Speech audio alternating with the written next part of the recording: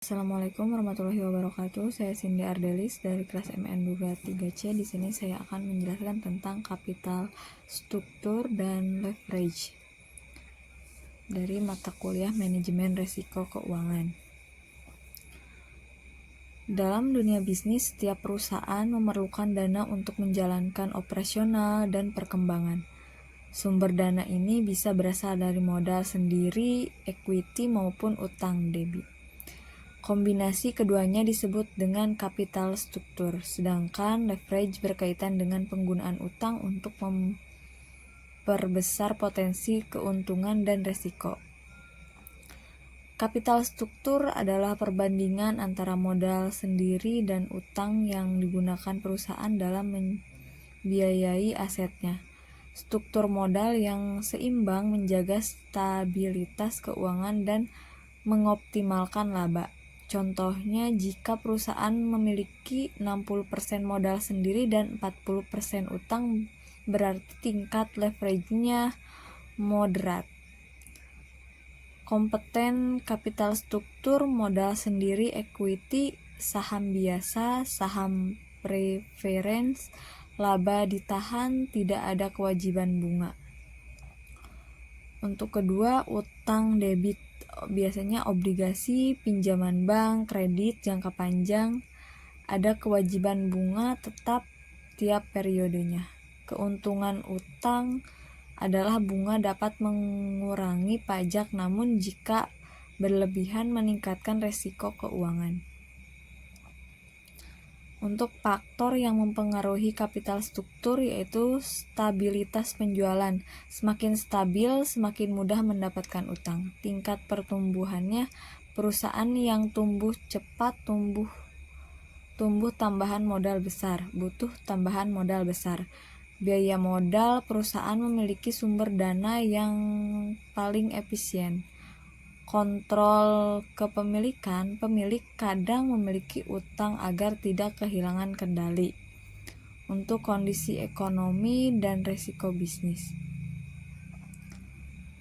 Untuk leverage adalah penggunaan dana, pinjaman, atau aset untuk meningkatkan potensi keuntungan bagi pemegang saham.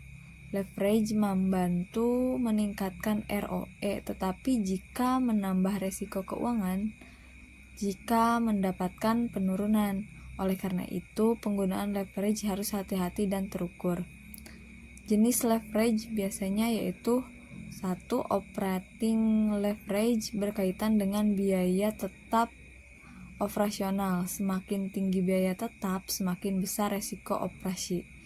Untuk kedua, financial leverage, menggunakan utang untuk membiayai aset. Jika laba operasional, bunga laba pemegang saham meningkat. Yang ketiga, combined leverage, gabungan keduanya mengukur pengaruh total biaya tetap terhadap laba. Contoh sederhana leverage yaitu perusahaan A menggunakan dana sendiri yaitu 100 juta dan laba 20 juta, ROE-nya 20%. Perusahaan B menggunakan 50 juta modal sendiri ditambah 50 juta utang bunga. 50 juta utang bunganya 10%. Jika laba sebelumnya bunganya 25 juta, maka laba bersihnya 20 juta, ROE-nya 40%. Leverage bisa mengandalkan laba tetapi juga meningkatkan risiko jika pendapatan turun. Hubungan leverage struktur dan leverage. Hubungan kapital struktur dan leverage yaitu struktur modal menentukan tingkat leverage perusahaan. Utang yang tepat meningkatkan nilai perusahaan, tapi jika berlebihan bisa menyebabkan kesulitan keuangan. Manajemen harus mampu menyeimbangkan antara keuntungan dan risiko agar struktur modal tetap optimal.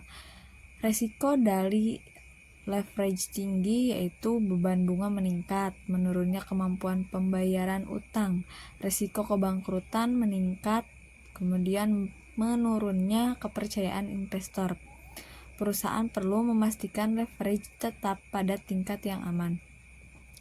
Tujuan manajemen kapital struktur yaitu menentukan kombinasi utang dan modal yang optimal, meminimalkan biaya modal, cost of capital, memaksimalkan nilai perusahaan dan kesejahteraan pemegang saham, menjaga keseimbangan antara risiko dan keuntungan. Jadi kesimpulannya yaitu kapital struktur adalah kombinasi antara modal sendiri dan utang. Untuk leverage adalah keuntungan utang, penggunaan utang untuk membesarkan potensi keuntungan. Untuk struktur modal yang ideal harus seimbang agar resiko dan keuntungan terkendali. Tujuannya adalah meningkatkan nilai perusahaan tanpa meningkatkan resiko berlebihan. Mungkin itu saja dari saya. Wassalamualaikum warahmatullahi wabarakatuh.